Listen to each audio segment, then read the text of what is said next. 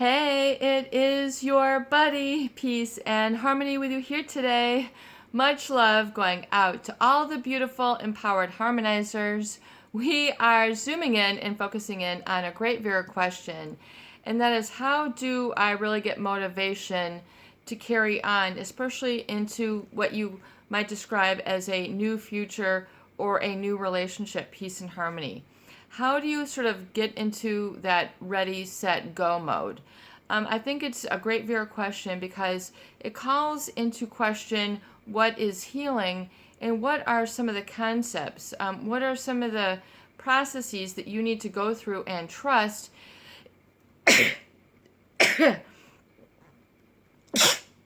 Excuse me. That you need to trust so that you can get to the other side of the situation and have confidence, have faith, have belief in yourself, not buckle under pressure, keeping your head up and having the wisdom to think for yourself, even if you're not used to thinking yourself. How can you make this change, this behavioral change? How do you really get the motivation? Well, one important thing I think to understand is the core of things, which oftentimes is promulgated or in place because of negative self-limiting beliefs, as well as judgment and sort of a feeling of uneasiness or being in trouble or uncertainty for the present and the future that causes people to sort of buckle under pressure. They do things that, otherwise they would, they get a sort of a bad judgment going on. They have, when people are in a relationship with someone who is manipulative, toxic, spreads rumors about you behind your back, pathologically lies, betrays, these sort of situations where they think it's the new normal just to be disrespectful to you. I mean, as if this is going to be tolerated. Silence is acceptance. So if you, have been disrespected, your boundaries violated, people are slinging the mud, otherwise known as sort of hurtful comments. This oftentimes can really sit in the core of one's being and sort of fester there. And this is really, what is then becomes internalized as an internal critic. And oftentimes it can slow your progress down. So you have to kind of get things in order a little bit, emotionally. And when we talk about sort of being restored and having motivation, really, important is forgiving yourself. If you don't like the way or how you handled things in the relationship, or you had a lot of banter and back and forth that it got ugly, things got bad, but maybe this needed to happen.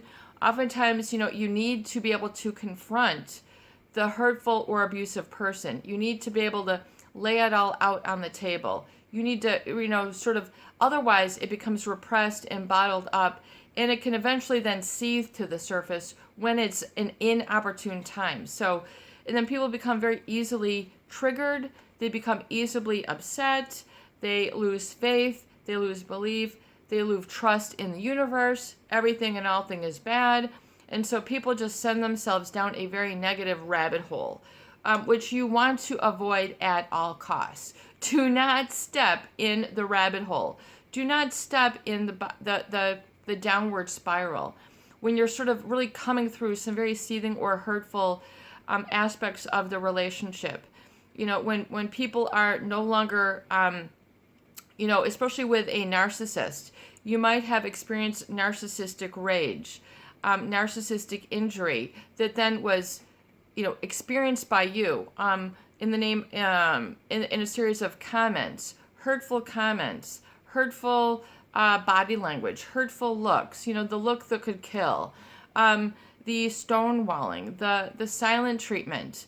All these are sort of very ineffectual, but they are manipulative to get the other person to react to them. Meaning, a narcissist or someone who is manipulative will use a lot of negative coping techniques, otherwise known in psychology as defense mechanisms, to sort of get back what they want from a relationship. Oftentimes in a relationship with a narcissist or a psychopath, there's a lot of boundary violation. There is pathological lying going on. And this is done on the daily, which then can be, they can become denial, lying to oneself, lying to other people, lying about the relationship. And then this creates a negative self-limiting belief, which is just constantly digging a deeper and deeper emotional hole within you. So, you need to get out of this negative habit, this sort of undertow emotionally. And so you need to back off, of course, and the no contact is a very important step to sort of healing, calming the waters, calming the feelings. It might be difficult. It might be a new habit for you. A lot of people are on an automatic process, which when they're triggered, they're very reactive. They're very spontaneous. They are beside themselves. They can't get control over themselves. They have no leverage over self. And this is oftentimes promulgated. The momentum never picks up because you're still sort of hanging on to the traumatizing relationship. You're holding on. And oftentimes there is then a self-judgment deep in your negative self-limiting beliefs, which means, I am not myself without this problem. This is unfamiliar. And so people, will stay in the same rut. Dr. Joe Dispenza, we think between 90,000 and 100,000 thoughts per day, and 90% of them are the same. So if you continue to think the same thoughts, you're going to bring the same reality into your surroundings, into your relationships. You're not going to have a different outcome. You're going to, have the guilt. You're going to have the worry. You're going to have the pessimism, which oftentimes then is enough to talk yourself out of belief and trust in self and the ability that you can have things different. So it's kind of like a hard drive, and a hard drive for beliefs and a hard drive of routine. So it just keeps playing the same. And people wonder then why they don't have the motivation or the belief in self and the confidence to make the change. Oftentimes because it is in the heart of hearts, it is not believed by the individual, the self. There's still a lot of judgment going on as a result of a toxic relationship or a relationship that has not been in your best interest, that has perhaps brought out the worst of you. And it just brings me into mind, is to help you with motivation, is on my calendar, there is a statement from the Dalai Lama. It says, I find hope in the darkest of days, in focus in the brightest. I do not judge the universe.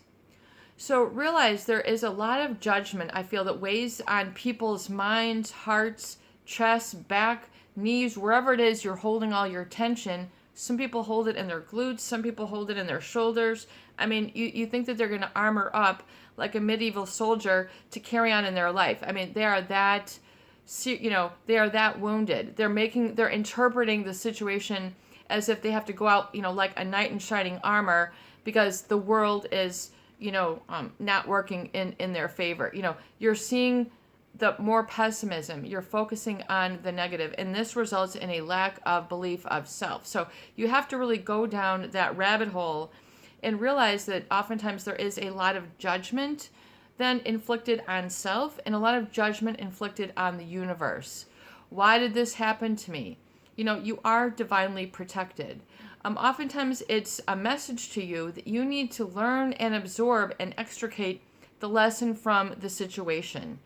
To get your motivation up and to get it so that it's a clean, pure motivation and it's not filled with triggers, rabbit holes, dark days, dark nights, dark moments, which are oftentimes are based nothing more than on because of fear and because of judgment. So realize that the relationship with a narcissist, oftentimes you might have experienced it as very judgmental. And this created a new belief or a new rule for your life. A new rule meaning how you conduct your day, your routine, what you engage in, what you focus on, how decisive or indecisive you are, how regressive or backpedaling you are. Are you a backslider? I mean, do you have your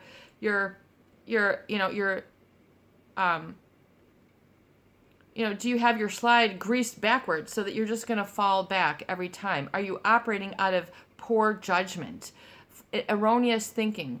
Oftentimes these sort of old, previously formed beliefs about what life has in store for you, what life has in store for your happiness, your pursuit of these things, or whether you are adopting a bad attitude filled with negativity and negative self-limiting beliefs, which means that is what is inhibitory, keeping you small, keeping you really unhappy, and oftentimes that can lead to dis-ease and lack of health.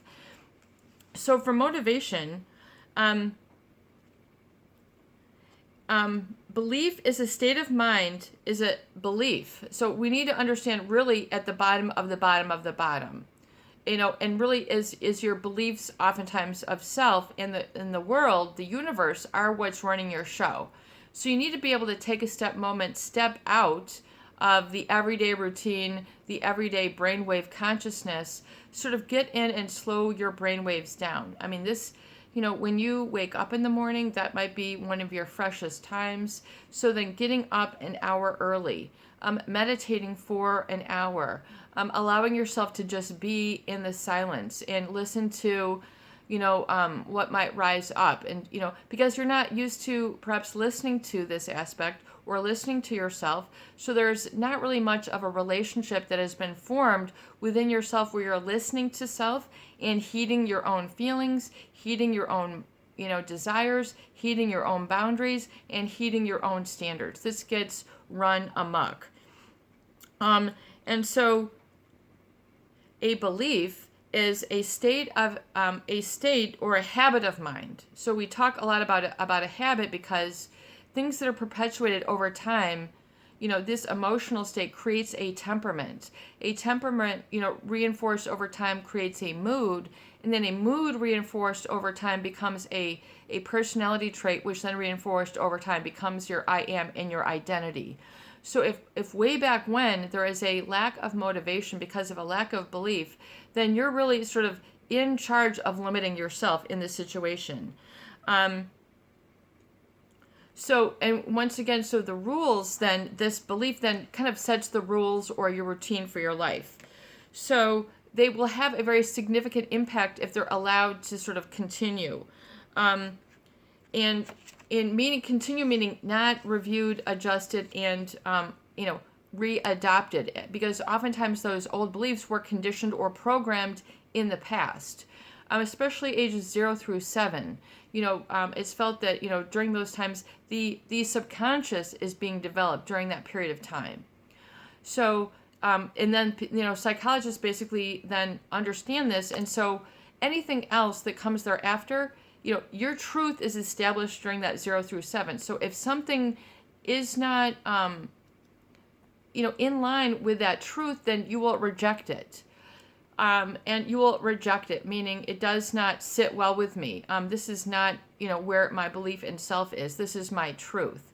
So if your truth was designed in the negative, I'm a victim, I'm not good enough, I don't have enough, I'm not a good enough, I don't deserve this, I'm from the wrong side of the tracks. I mean, whatever it is, I can get through life on this. This is your truth that is established, and that's what's running the show through the subconscious. So you have to understand the previous conditioning and programming that's keeping you in bad habits, bad routines, a bad lifestyle, and a negative sense of self. And really until the pain is great enough, will people then really get to the change. If you are not changing, if you find yourself unable to change and get a momentum or a motivation, it's because part of you is still, invested in the negative self-limiting beliefs. You've reinforced that too many times, and that is what is running the show. So you have to realize that these beliefs are important to be addressed, reviewed, and looked at. Because this will prevail and be, your truth. It will, so for you to succeed and for you to trust yourself, oftentimes that's a conflict which would, completely challenge your sense of self. If you deep inside feel, I can't do this, I don't believe in myself, there's too much of a payoff, So then, for the problem. So people will stay and have a negative payoff. In other words, there's a payoff that they get from being depressed. There's a payoff that they get from not healing. There's a payoff they get from lacking momentum. There's a payoff that people get if they have self-limiting beliefs. They can blame the society. They can blame their family. They can, blame whatever, a religion. They can, blame all sorts of different things. But it's because there's a lack of accountability and responsibility that other people might have taken, or which has become very, very dangerous. You have to realize that fear, if left unchecked, can become very destructive. And so, people are spending too much in a fear state that that they are not at peace with the universe, or really that the universe is not at peace with them. I think that's where a lot of the momentum stops, because people feel in their heart of hearts, the universe is not at peace with me. If you've developed this, and are feeling this, that the world is not at peace with you, then that's why you've got this big pressure and stress problem, and it gets you going in fits and starts, if not at all. So you won't pursue your image of yourself if you deep behind that, what you might call your role model. I talk about in the book that I'm working on how important it is to have a mentor, or really a positive role model, especially if this was a deficit in your past. If you didn't have a strong role model, or your role model did you a disservice and really sort of undid sort of any responsibility that they had, and were hurtful to you or abusive. So it becomes like a real negative double whammy. Not only did you have a lack of a role model, but perhaps you had then in its place a very negative role model, which then you adapted and adjusted to. This is known as your sphere of influence. And so this can be when your truth was created, or your self-limiting beliefs were created. So you kind of need to get to know a little bit about this perhaps uncomfortable, or what you might consider dark or unattractive part of yourself, otherwise known as your secrets, your family secrets, your personal secrets. This will hold you back and take away from your momentum. It definitely will. So you have to realize, what are some of the obstacles that are holding you back? And oftentimes these are nothing more than a creation of a ineffective mindset, what you might consider flawed thinking, erroneous thinking. I can't. You put a stamp on it. You've nailed it. You've nailed it, and it's just going to be there, misdirecting you. So be willing to understand, within yourself, what if you go into momentum to pursuing the new you, the new relationship, the new vibe, the new way I'm conducting myself, or my routine, or how I'm presenting in relationships, or what I pursue, or what type of relationships have I need to grow out of, and what new relationships do I need to grow into, and can I allow this to grow on me? So you have to understand that oftentimes, situations and solutions might contradict your I am, because there's a suffering in place. So for you to be at ease, it oftentimes is it's a direct conflict with your truth, which might have said, I always have to be agitated, I'm always agitated, I'm always annoyed, and so this becomes sort of the level where you need to be at. But if it becomes destructive, if it becomes too much, then you're operating out of too much an imbalance of fear and an imbalance of living your truth. So the belief in self is very important thing to look at, the cause that has created this. So it's really kind of going back in the layers. But this is for you. This is not, this is for you to get a grip on. I mean, you are the captain of your soul. To a certain degree, you need to be able to feel this and not be scared of this, not be fearful, not be feeling inadequate. I am adequate. I am enough. My truth is setting me free. I'm in touch with my ultimate game plan, and I'm happy about this.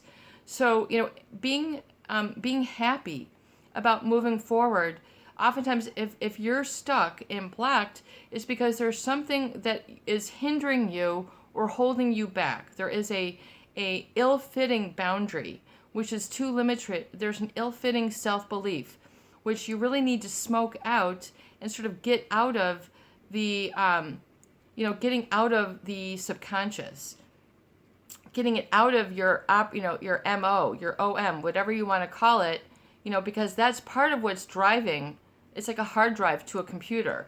If you have positive belief in self and you have positive and you're optimistic, so you are able then to nurture that. If people are perpetually pessimistic, then oftentimes they're going to be very uncomfortable being optimistic. But yet you might need some optimism and a newly found and unleashed belief in self or belief in life or belief in the universe. You need to tap into that and then uncork the lid that has been holding you down. Like lift up the lid. The law of the lid, I think, is it's a not a Norman Rockwell, a Maxwell Gladwell statement where he talks about this limiting. I don't know really the book, but it's something that comes to mind. Especially when you're having a problem with momentum. Momentum is rhythm. Momentum can be percussive. Momentum can also be stopped through conversation. So if you've got a natural cadence, a natural rhythm that is your speed, your pace, your, whatever gear you're on, that is where, you need to realize and embrace and stop judging. I'm too slow, I'm too fast, But realize then that part of your lack of motivation or your momentum can be the cadence or rhythm of other things that you encounter during the day. So things unconsciously you might realize, I bottom out at this time. I have a mental breakdown. I freak out. I flip out. I don't want to feel this way anymore. Oftentimes there is a momentum that, you need to then hold your space and hold that within, so you don't launch into a negative emotional habit where, you are reactive, like a new knee-jerk reaction, which then, becomes like an obsession and runs away with people. This sort of momentum can be very damaging and destructive. So you have to know for yourself, where do you need to firm up your boundaries? Where do you need to firm up your standards? And I can do this. I am doing this. Nothing is going to inhibit me anymore. No false self-limiting beliefs are going to inhibit me anymore. And I deserve new ideas. And so they will come. I mean, it's just period, end of story. This is how it is. So you need to look at the self-limiting beliefs which are holding you out of sort of that momentum or that flow. Maybe you do need rest. Maybe you do need relaxation, but you aren't willing to hear it and accept it.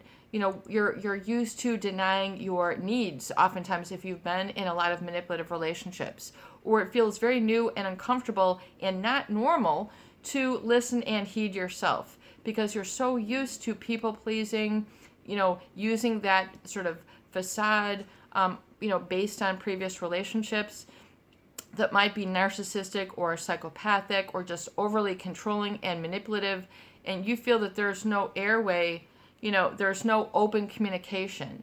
And especially realize that if you're emerging from a relationship with a narcissist, there's going to be a lot of mudslinging going on, a lot of the blame game. They don't see themselves as responsible and accountable for, themselves. They for you to sort of draw a line with them, oftentimes can erupt in a narcissistic rage or an ego injury to the narcissist, which is not your problem. It is their problem.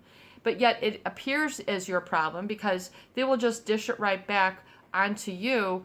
And you're like, wait. And then people forget the very goal and the truth that they were trying to work towards. But then they're overwhelmed and broken down by these individuals because of the hurtful things they might say or do, and they don't realize it's just manipulation to get you back and then giving them in, what you need to them again. In other words, come and scratch my back, come and give me a head, come and scratch my back, come do my hair, come whatever it is that they do, or that you have done for them, take me out to dinner, make me this, go ahead and then so then the person who is under the manipulation ends up not being able to stand firm for what they want, and their needs. Oftentimes you will get a negative reaction. So, and then you've then been taught that,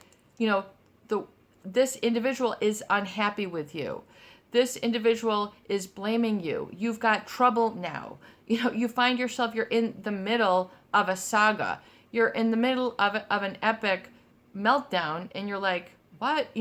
Why is this happening? And yet people can't pull themselves out because it's like an emotional quicksand. They're just like, on automatic pilot, trying to, feel that they have to save themselves. So realize that oftentimes there is a fear that becomes an inhibitor, an anxiety that becomes an inhibitor as you're healing through these type of relationships. And people will usually snap back into the old position where they're doing the people pleasing, not sticking up for their needs, allowing themselves to be the butt of jokes, in other words, not funny. They're always sort of put downs, that the narcissist will do oftentimes. And, they expect the put downs to be endearing. Oh yeah, and the put downs are not endearing to, oftentimes for you. And this it only reinforces a negative sense of self, and it'll take away from the motivation moving forward. So be willing to understand that the mudslinging is generally for the manipulator to get what they want. It has nothing to do with reality. Stop worrying about what the narcissist thinks. That's part of the problem. People are holding on to the judgment that the narcissist holds up to them like a measuring stick, and you don't realize you've got this within. You're so used to trying to, cater to that people don't understand that they have the power within, and then they can, release that and let that go, within. And so once they stop, fencing themselves in, bordering themselves in, and using better judgment for themselves, being decisive, and standing by your needs and knowing why you're doing this. Because if you don't know the why, then you won't back up your new self-belief. If you don't know the why, you'll continue to be triggered in the same way. Once again, if you have a payoff from being triggered, i.e. it gives you a buzz, it gets you hyper aroused, it gets you pissed off, then you're going to stay, as in that fuel. And so you have to know this to be the case. If you're going to stay there, then stay there. So be it, but don't lie to yourself. Be honest with yourself. This is how it's, because otherwise you'll have that sort of inner turmoil that doesn't get resolved, and it can create a lot of unhappiness and a lot of fatigue, a lot of lack of direction, and so you have to be willing to bounce out of that and say, whoa, I actually am over here. Thank you very much. And so it is. You need to be declarative, decisive, know what's what, and know, who is pushing your buttons to try to keep you out of the flow and sort of circling back, always sort of regressing back, and why, if you're not able to then move forward, why? And so you have to ask yourself, to what degree, why am I still maintaining this unhappiness in my life? Why? And then you should be able to get an answer from yourself. So you need to kind of ask yourself the right questions to get the answer. And a great time to do this is early in the day when you're sort of not, in the midst or surrounded by a lot of people, or in your, regular workplace or what have you. Do some of these sort of thought-provoking sessions with yourself sort of early in the morning, before everybody else gets up, before people start handing you a to-do list, before you start looking at your email, your Instagram, your Facebook. I mean, people just wake up and they go right onto these things. And they wonder why they don't have a new perspective. why they can't make the change that they want to make in their life, because they're operating out of the same routine and the same belief of self. This can be corrected. This can be changed for the better. It's your buddy, Peace and Harmony, with you here today, and I hope that these videos do help. Please share, please subscribe, and for goodness sake, please donate for more great tools, videos, discussion, and support. Keep your comments coming, keep your hearts open, and really tap into the community here of healing that you have. Have a beautiful day.